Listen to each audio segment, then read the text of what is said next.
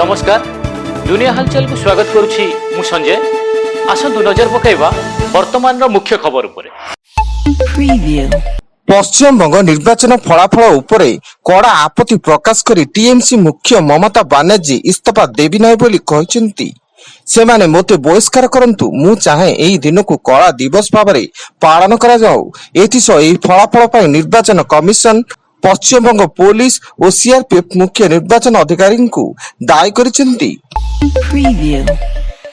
पंजाब जलंधर रे BSF frontier मुख्यालय एवं अमृतसर खासा रे एक सेना प्रतिष्ठान बाहर दुईटी विस्फोरण घटी। एई विस्फोरण पाकिस्तान रो आईएसआई द्वारा करा जायतिबा संदेह करा जाउता बेले उभय स्थान रे आईईडी व्यवहार करा जायछि।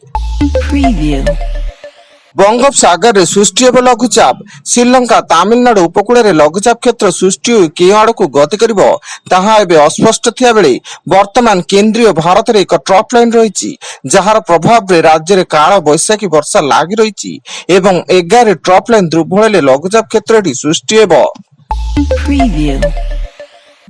पश्चिमबंगर मध्यम ग्राम दोहारिया रे बीजेपी विधायक शुभेन्दु अधिकारी पीए को गुलीमाड़ रे पीए चंद्रनाथ रथक घटनास्थल रे मृत्यु घटिता बेले तांकु अति निकटरू गुली करा जायतिबा सूचना एवं से निर्वाचन समय रे विधायक शुभेन्दु अधिकारी सह पाखापाखि रहुथिले।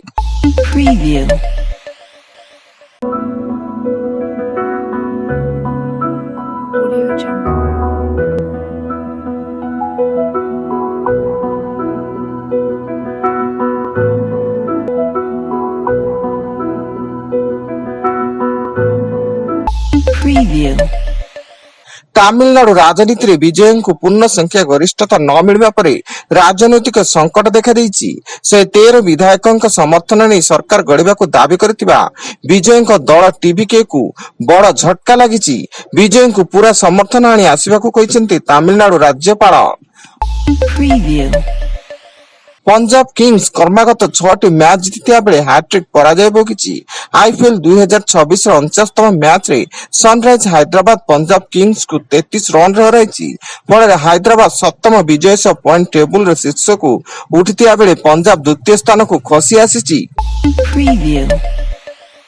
भद्रक तिहिड़ी नुंद्रु गाँव रे नीट परीक्षार्थी आत्महत्या। नीट परीक्षा रे खराब रिजल्ट आशंका नहीं घरे फैन रे रसी लगाई आत्महत्या करछन्ती छात्र ज्योति प्रकाश बारिक एवं घटनास्थल रे स्थानीय पुलिस रे तदंत जारी।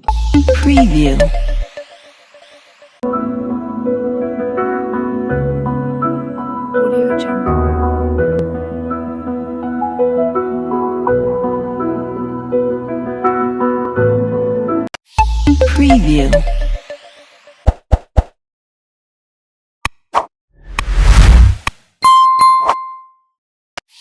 Preview.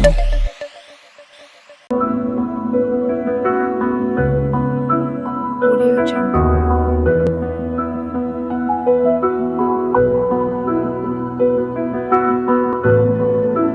Preview.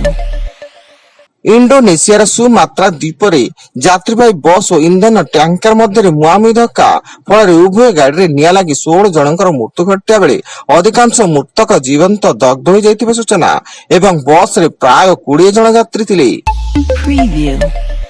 मयूरभंज जिला उदला रेंज तथा गोपबंधु नगर ब्लॉक कुशलदारे भालू आक्रमण एथिरे जने महिला गुरुतर आहत होई डाक्तरखाना रे चिकित्सित थिया बेले अन्य जने सामान्य आहत होइचंती।